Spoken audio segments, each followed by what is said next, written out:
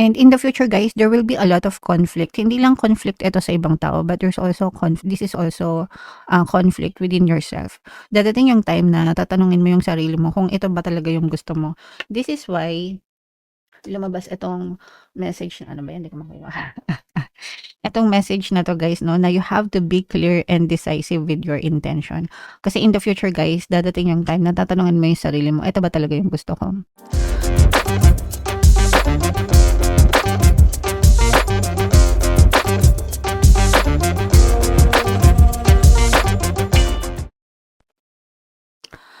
Hello guys, hello Aquarius, welcome back to Pinay Pixie Tarot. Ang pamagat ng episode natin for tonight is story mo ba to? Ito ay isang timeless reading guys para sa Aquarius, Sun, Moon, Rising Sign, and Venus. Pag sinabing timeless guys, anytime na mapanood yung video, pwede siya mag-resonate sa inyo. If hindi kayo naka-resonate right now, pwede nyo siyang balikan next time, baka nag-resonate na siya. So, unahin natin tong angel message sa inyo, guys. Intention. Ayan, ako. Be clear and decisive. Focus on what you really want. Be bold with your requests to the universe. Ito, guys, yung mga intentions natin, ibig sabihin natin, ito yung mga gusto nating mangyari, no? What do you intend to happen into your life, mga kapiksi, no? Itong money shaker jar natin, guys, sorry. Ito kasi pampaswerte ito. So, dito sinusulat natin yung mga intentions natin para mag-manifest siya, no? So, when it comes to intentions, guys, kailangan clear kayo, malinaw sa isip nyo, desidido kayo na yun talaga yung gusto nyo mangyari sa buhay nyo. And then, you have to focus, no? Yun yung key word or yung key role na dapat nyong gawin.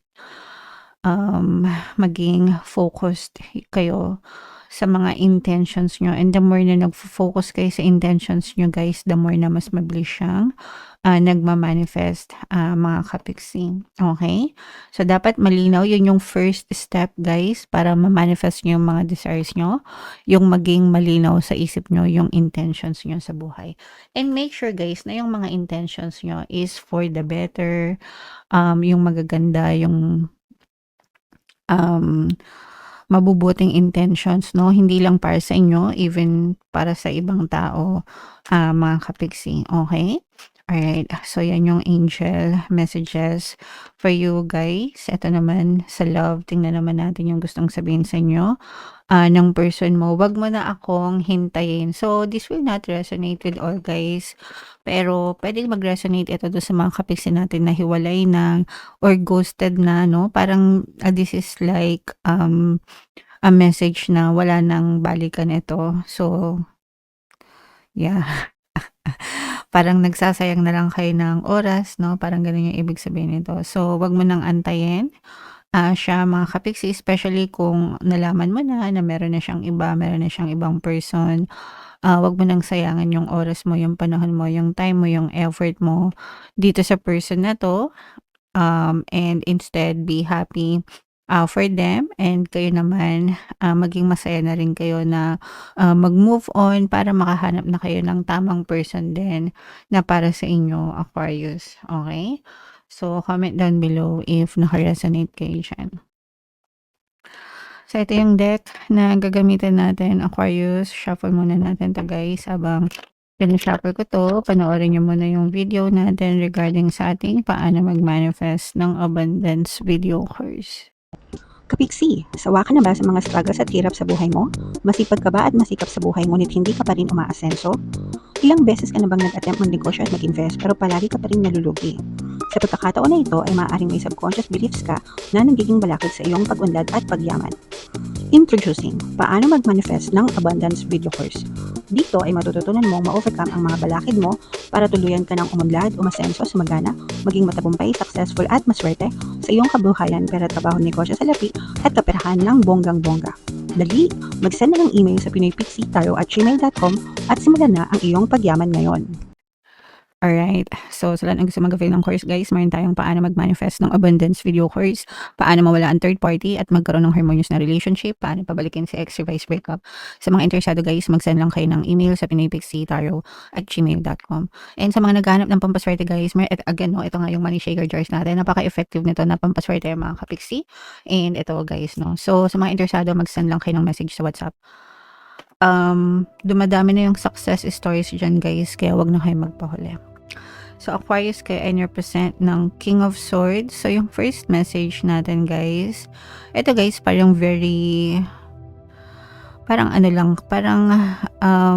yung paglalakbay nyo sa buhay ngayon, parang medyo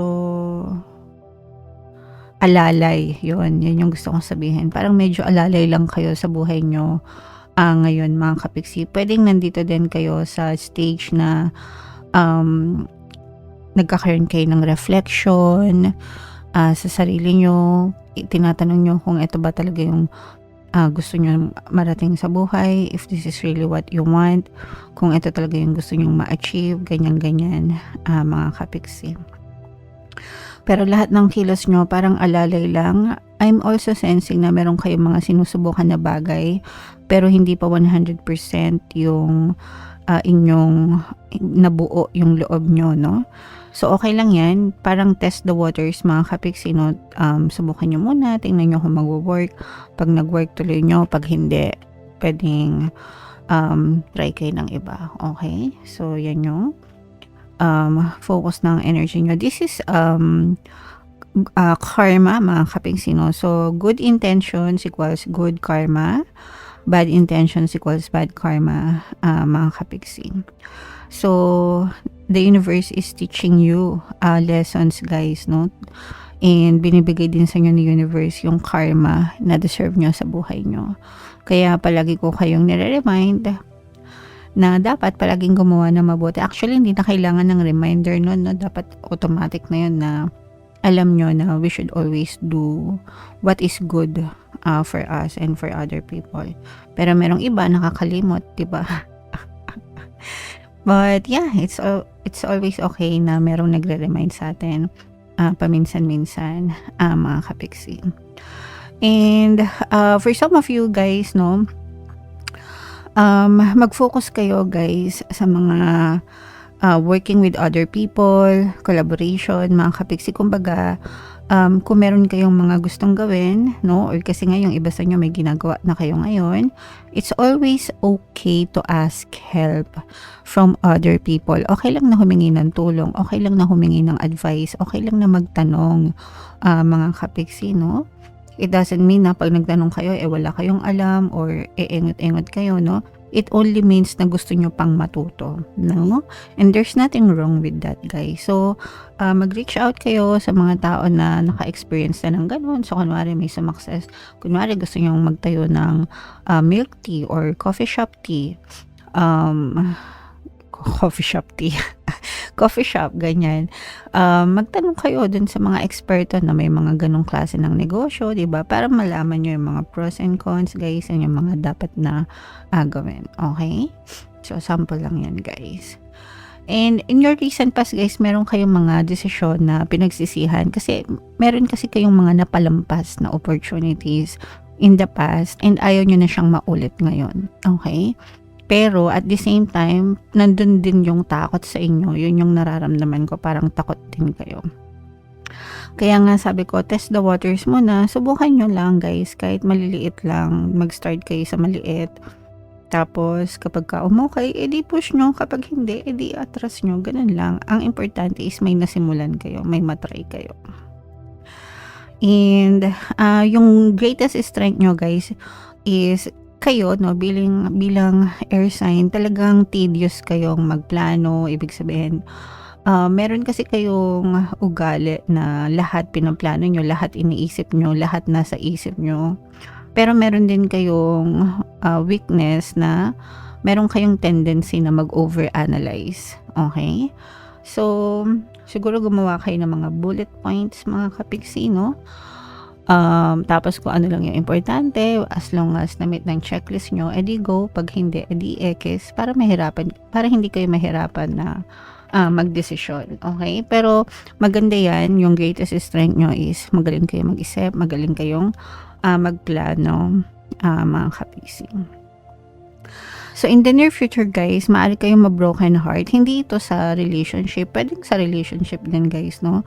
Pero maaari kayong ma-broken heart dito sa mga plano nyo. Ibig sabihin, yung ina-expect nyo or pwedeng hindi agad kayong makakita ng resulta or maaaring maka-experience kayo ng mga trouble along the way. Pero normal yon guys, no? Normal na may mga problema, normal na may mga trouble, guys, no?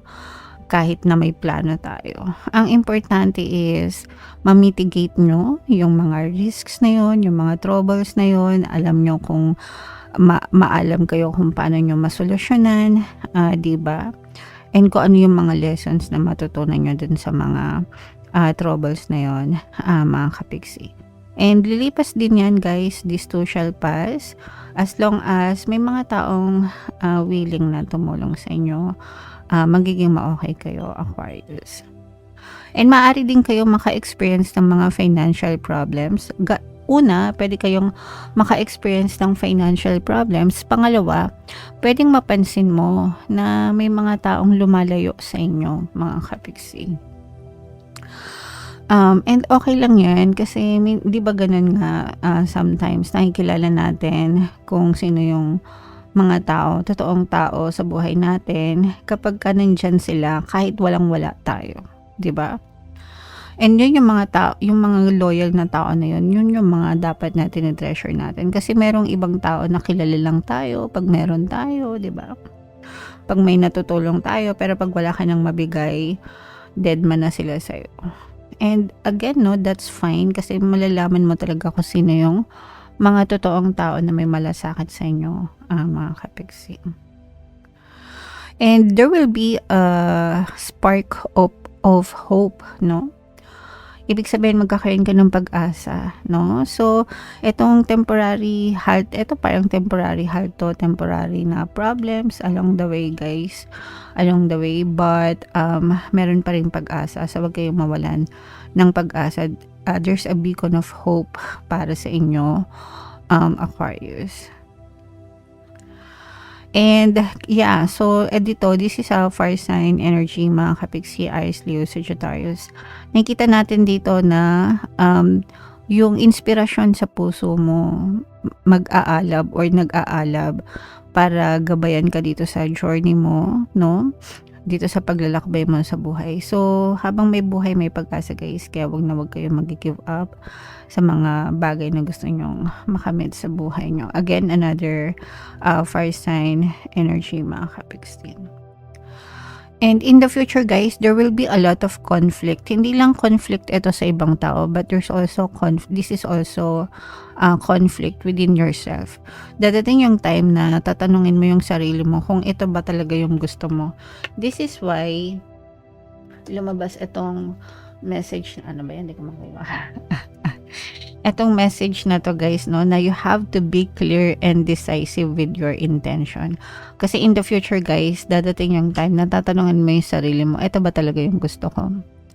Kasi kapag naka-experience ka ng mga problems, mga kapiksi, may mga times na mag-give up ka, may mga times na gusto mo nang sumuko. And then kapag dumating yung times na yon, ask yourself again, gusto ko pa ba to? Gusto ko ba talaga ito na kahit na maraming pagsubok, ipupush ko pa rin ba? Kasi may mga tao na kapag nandyan na yung mga pagsubok, umaayaw na. Iniiwan na nila yung mga bagay na gusto nila. Pero yung mga taong sumasukses, dedicated sila sa kanilang mga goal. Committed sila sa mga goal nila na no matter what happens, gagawin nila ang lahat para ma-achieve nila yung mga goals nila sa buhay. So, dadating ka sa ganyang state in the future, mga kapiksi. Kaya ngayon pa lang, kailangan desidido ka na kung gusto mo ba talaga yan or ayaw mo. Okay?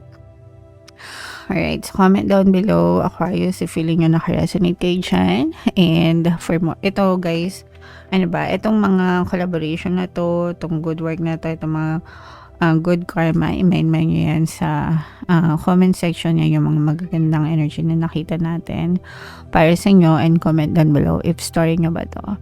For more tarot readings guys, ito yung playlist nyo. Ito naman yung ating success stories ng paano mag-manifest ng abundance video course. Panoorin nyo itong video natin guys about money shaker jars. Thank you for liking, sharing, and subscribing. See you next time guys. I love you all. Have a nice day. Bye bye.